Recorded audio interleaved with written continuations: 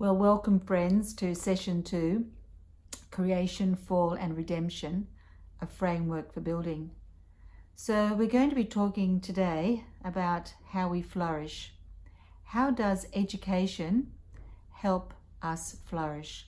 Well, it all depends what we consider to be our narrative, what we consider to be important. So what narrative are we telling ourselves? If you read pages 11 to 18 of your text, then we can have a little look about how we use the Bible to build a Christian approach to teaching, learning and serving. Now we know that God has revealed himself in the scriptures, and we also know that all truth is God's truth. And that is the only reality that we need to know. Of course, in Christian schools, we're not integrating our Christian worldview into curriculum. What we're saying is that all truth is God's truth. Not all truth is found in the Bible, but that it should be understood and interpreted in light of God's story.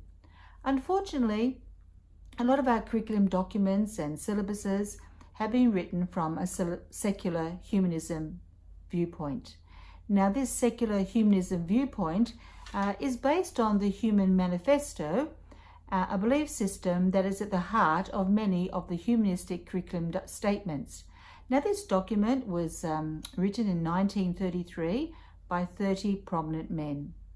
Now, what it believes, that the underpinning, is that man is part of nature and that man has emerged as a result of the continuous process, and regarding the universe as self-existing and not created.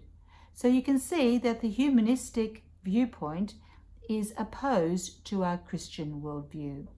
In our Christian worldview, we say that our story, our meaning, is anchored in God's redemptive story. So we who believe in that Jesus Christ is the good news, that he came to restore and renew creation, this is completely contrary to the humanistic story. We believe that community lies at the heart of God's action in Christ.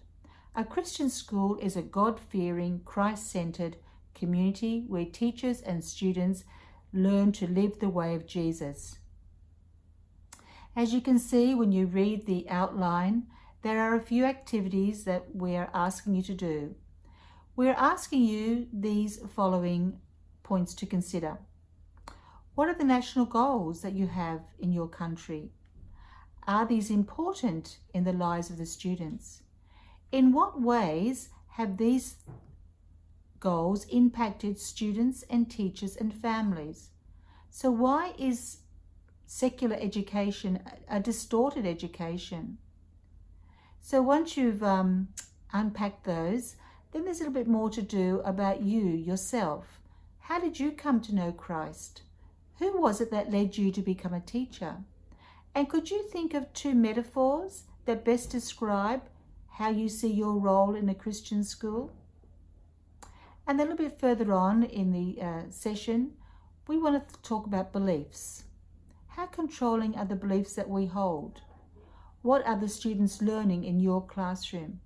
And what are these implications? As you work through these questions, I'm hoping that you will have a deeper level of understanding as you make sense of learning in a Christian school from a Christ-centered approach. And once you've unpacked these questions and had these collaborative discussions, I'm sure that your sense of humanism and God's story will be clearer than it was at the beginning.